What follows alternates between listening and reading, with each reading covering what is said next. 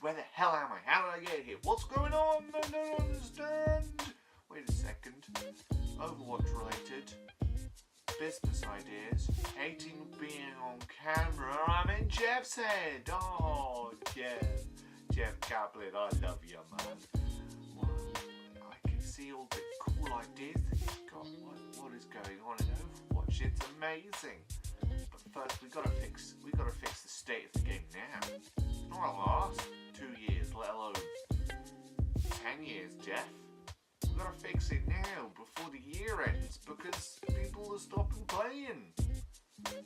Don't worry, Jeff. I got this. We'll think hard and fix things that are so easy to fix. Check this out.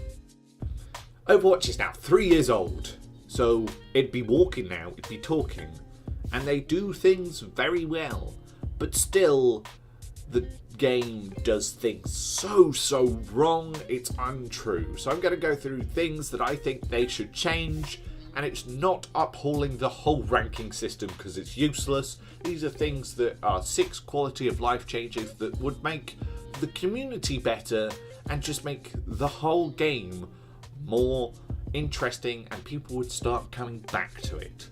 The career profile. Okay, fair enough. Keep the right side, but get rid of the left side. No one looks at the damage, no one looks at the healing, no one looks at kills, solo heals, and whatever the fuck those things are.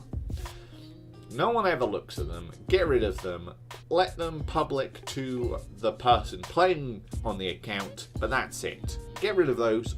Put your 6 preferred heroes. Okay? So you have to put 6 heroes that you would play if you got into a competitive game. Make those always available for people to see in competitive, so you can create some kind of comp with the characters that they want to play. It would help from bronze to GM. It would just be a very nice quality of life change for everyone involved. Privatization, I understand why they did it. It's so people don't get bullied into playing Mercy because they had to play Mercy 3 times in a row because they had a Pharah that kept dying and she kept screaming, I want a Mercy. But if they only privatize the one side, the right side, with your high, your career high and your career low, and your stats like your win percentage and your weapon accuracy, if they get rid of that and keep the 6 preferred heroes constantly on load, that would help the game immensely. The ranking system, it needs changing completely. Most of the players want to play in an Overwatch league.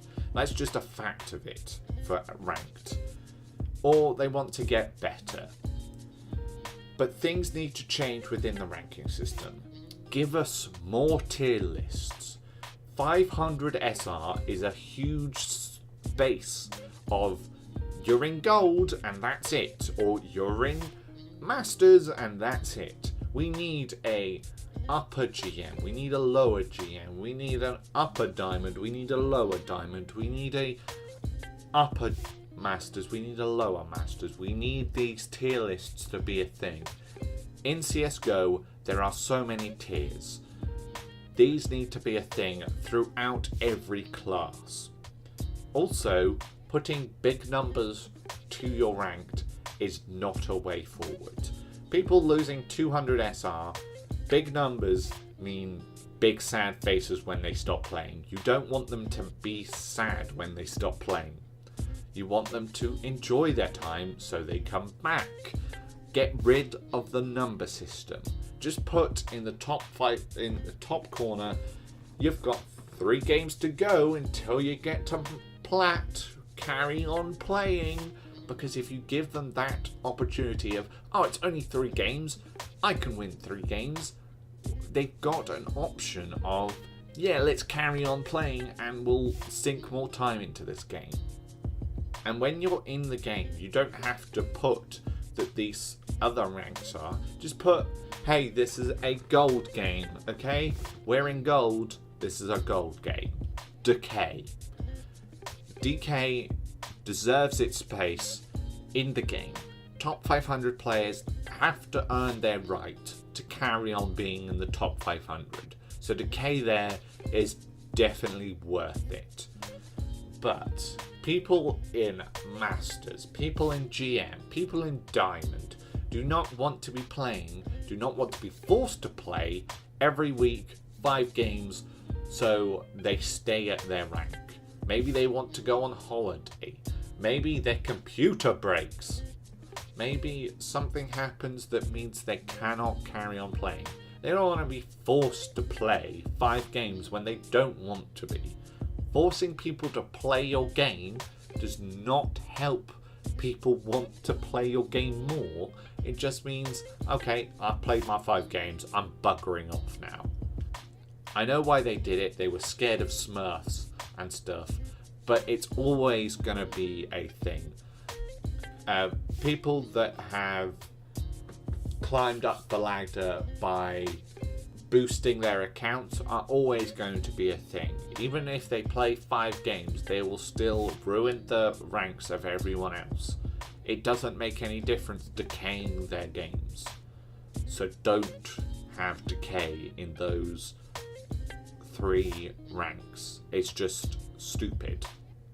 In-game stats need to be changed. They need to be shrunk. We already use... There is so much space that isn't used on the screen. Give us some actual stats in-game, and give us stats after the game that mean things. Get rid of the gold, silver and bronze medals because they mean nothing, and help us actually fight our corner and show us that we are doing our job well.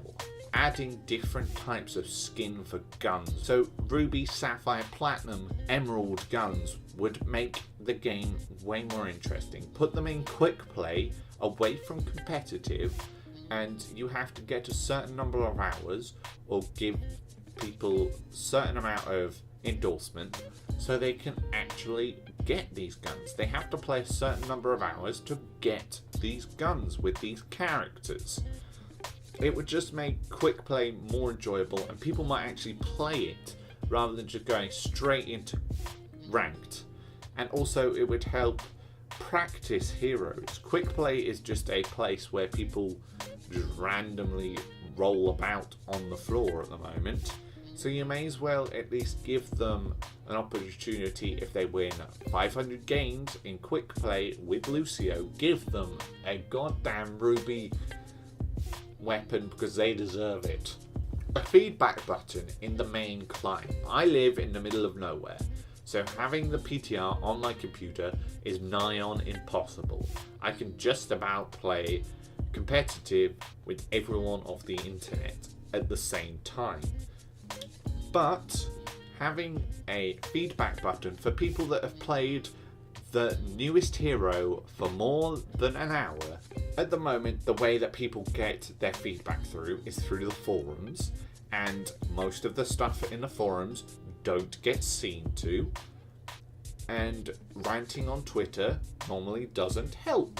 So giving us a feedback button that we could send you to directly, and you could see our feedback on the new characters when they've gone live in comp, because that's the only way we find out if they're broken or not, so we can give constructive criticism. Overwatch is a worldwide event, so why are we having the same Christmas, Halloween, the Chinese New Year event, Retribution and the Summer Olympic events every year? Just change them up. Don't make them so spectacular that they have to be changed. Give us an Easter event with Meg holding an Easter egg instead of her little robot. Only do 1 or 2 different types of skins rather than the 5 or 6 that you have every time, and change a map or 2. People would actually enjoy that if you did it once a month rather than change it for like once every 3 months. You don't have to do crazy events. Keep the Retribution and keep the anniversary event, because those 2 are big things, and change the other ones. Give us monthly events that change. Fortnite does this greatly. Look at them. They change their map constantly, but we don't have to change them constantly. Just give us other things that might change. Give us a spray, give us a highlight, give us a skin, give us a different golden gun, something along those lines, rather than having these long elaborative events that are pretty useless by now because we're all bored of them.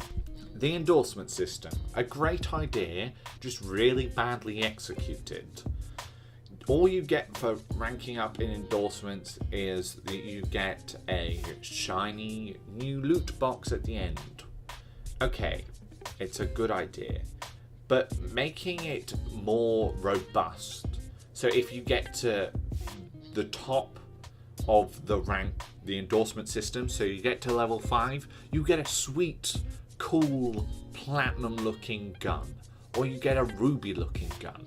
And there's a tiered list of, if you get to that rank, you get those sweet looking guns every 3 to 4 or 5 months. Okay, that's not something that's a bad thing. It might actually make people think, hey, I have to play this game properly, and I have to flex, I have to be nice, so people can get the sweet emerald and sapphire looking guns. Also, an idea that I have for the endorsement level, if 2 people endorse each other, make it more likely that they are going to play in the same game together at the same time.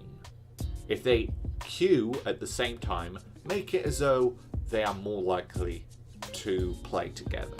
It just gives people incentives to actually endorse people.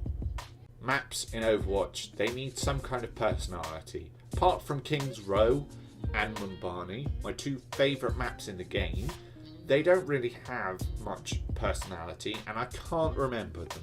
They are all very beige and they are all very the same and bland. If you put me in an Oasis and Paris, I could probably be in the same bloody map. So changing them to be more personality driven, I've got ideas. So have a jungle map where everything is green. Have some kind of map where you can, it's just trees and there aren't any solid walls, so you can walk through them and you get a reduction, like a 75% reduction if you're standing behind them, but there are no solid walls. Have it as if it is some kind of control. It's a King of the Hill map that it's like that, but you have a Farad that can fly above every single wall in the map, and you can walk through the walls if you do. And if you stand in the jungle, you become invisible slightly. This is a great idea. Give us some kind of personality in the maps. Please, for God's sake. Havana has no personality. It looks dull as hell. An example of this, Fortnite. I know everyone hates it, or I don't particularly like it that much, but they do so much colour and they do so much cool things with their maps. There's an ice map. There's a fire map where parts of it are really cool and you can get burnt. Give us some kind of different map ideas. It's a game that is crazy about its characters, so why can't it be crazy about its maps too? Tell me the story. Okay, it's a game about characters, but we don't know the story. We hardly know what's going on. Give us a button that says, here's the story, and it doesn't have to be in-game stuff. Give us links in-game to your comics or to the animations. The animations are great. I love them. And I know they take a long time.